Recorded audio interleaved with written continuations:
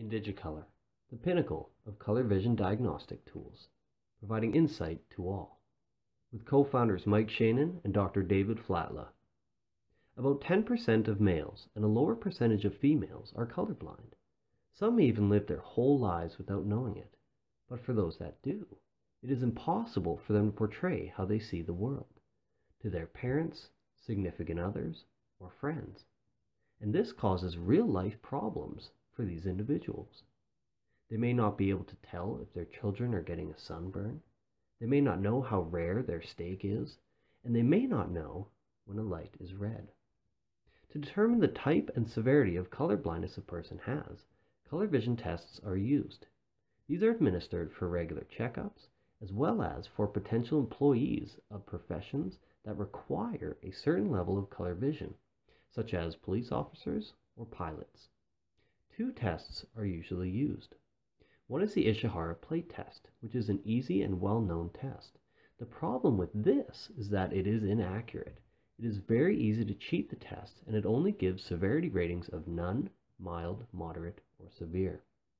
The second test is called a D15, where people have to properly order these colors. This test is deemed to be more accurate than the Ishihara plate test, but still only gives severity ratings of none, mild, moderate, and severe. It is also too slow. This test can take up to half an hour to perform. And there are many other problems associated with these tests, and we have solved them all by creating a digital diagnostic tool. Our tool solves many of the problems standard tests have, but most importantly, solves the problem of accuracy. Our test provides the specific type and severity to the percentage of color blindness a person has. Here's a screenshot of what a completed test looks like. At the bottom right, we show the type and severity of the three types of color blindnesses. At the top, as an added bonus, we have also created the first ever real-time personalized simulation of how a person sees color. Here's a short demo of the tool in action. Once it is opened, all the user has to do is tap the gap in the colored C. If they can't see it, they tap the middle or they guess. For this example, the user cannot see red.